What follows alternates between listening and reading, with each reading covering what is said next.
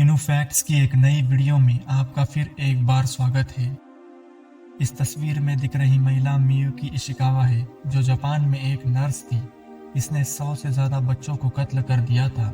यह घटना जापान में घटी घटनाओं में एक हौलनाक घटना थी, जो साल 1946 से साल 1948 में घटी थी। इस नर्स ने इन 2 सालों में 100 से ज़्यादा बच्चों को कत्ल कर दिया था। साल 1897 में जापान के कोइतोमी गांव में जन्मी मियुकी इशिकावा एक आम लड़की थी। इसे पढ़ने के लिए उसके माँ बाप ने टोक्यो भेजा था, जहाँ से उसने नर्सिंग की पढ़ाई पूरी की थी और वो एक हॉस्पिटल में बतौर नर्स काम करने लगी थी। इसके बाद उसने एक पुलिस ऑफिसर से शादी कर ली। मियुकी को उसके शादी के कुछ अरसे बाद खुद के बारे में एक अहम बात पता चली। दरअसल उसे एक मेडिकल चेकअप के दौरान पता चला कि वो कभी मां नहीं बन सकती। इस बात को सुनने के बाद मियुकी के अंदर बदलाव आने लगा। वो हमेशा अपसेट रहने लगी। उसे बात बात पर गुस्सा आने लगा। मियुकी ने कुछ बच्चों को गोद भी लिया, लेकिन इसके हालात में कोई बदलाव नहीं हुआ। जब वर्ल्ड वॉर सेकंड खत्म हुआ था, तब जापान के आर्थिक हालात बहुत खराब थे। कई लोगों के पास नौकरियां नहीं थी। जापान एक खराब हालत से गुजर रहा था। उस वक्त जापान में कई संस्थाएं खुल रही थी जो बच्चों की देखभाल करती थी। जो लोग अपने बच्चों की देखभाल नहीं कर पा रहे थे, वह ऐसी संस्थाओं में अपने बच्चों को भेजा करते थे। कोतोबुकी साइन नाम की एक ऐसी ही संस्था थी जो बच्चों की देखभाल करती थी। इस संस्था ने बतौर डायरेक्टर मियुकी इशिकावा को अपने यहाँ रखा था। मियुकी को यहाँ पर बच्चों की देखभाल करनी थी, लेकिन मियुकी ने यहाँ पर आए बच्चों को मारना शुरू किया।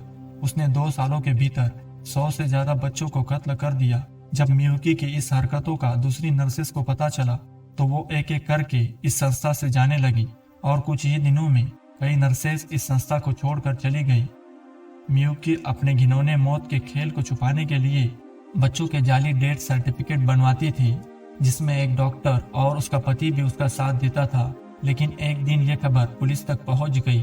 पुलिस ने यहाँ पर छानबीन कर मियुकी, उसके पति और उस डॉक्टर को गिरफ्तार कर लिया। इस केस को जापान में डीमन मिडवाइफ के नाम से जाना जाता है। इस तस्वीर में दिख रहा लड़का रिचर्ड वाइन है, जो 5 साल की उम्र में लापता हो गया था और 19 साल के बाद इसे ढूंढा जा सका। रिचर्ड वाइन 1989 में अमेरिका के वोलकॉट में पैदा हुआ था। रिचर्ड जब पैदा हुआ था, तब इसके माता पिता के आर्थिक हालात ठीक नहीं थे। उनके पास खुद का घर भी नहीं था। वह एक गाड़ी में रहते थे, इसलिए उन्होंने रिचर्ड को उसके दादा दादी के हवाले कर दिया था, जहाँ पर उसकी अच्छी तरह परवरिश की जाने लगी। लेकिन कुछ अरसे बाद ईयर 1994 में उसके माता पिता अलग हो गए। रिचर्ड की माँ रिचर्ड से बहुत प्यार करती थी। वो उसे अपने साथ रखना चाहती थी, इसलिए वो कोर्ट में चली गई।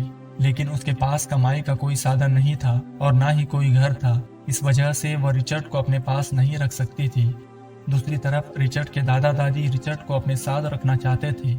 इस केस के कुछ अरसे बाद ही रिचर्ड की माँ ने दूसरी शादी कर ली। अब कानूनन वो रिचर्ड की जिम्मेदारी उठाने के काबिल हो चुकी थी। रिचर्ड के दादा दादी को उसे उसकी माँ लीजा के हवाले करना पड़ सकता था, इसलिए वो रिचर्ड को लेकर कहीं गायब हो गए, जिसके बाद उन्हें कई सालों तक ढूंढा गया, लेकिन उनका कोई पता नहीं चल पाया। इसलिए पुलिस ने इस केस को बंद कर दिया। इस घटना के 19 साल बाद साल 2013 में रिचर्ड की माँ लीजा को रिचर्ड का सोशल सिक्योरिटी कार्ड मिला। उसने इस कार्ड को पुलिस को दे दिया।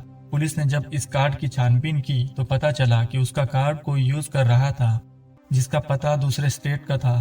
पुलिस ने वहां पर जाकर छानबीन की, तो उन्हें पता चला कि कोई माइकल नाम का आदमी इसे यूज कर रहा था, जो अपनी पत्नी और दादा दादी के साथ यहाँ पर रहता था।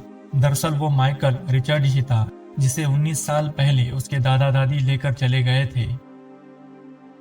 अगर आपको ये वीडियो पसंद आई है तो इसे लाइक करें और भी हिस्टोरिक वीडियोस देखने के लिए हमारे चैनल को सब्सक्राइब करें।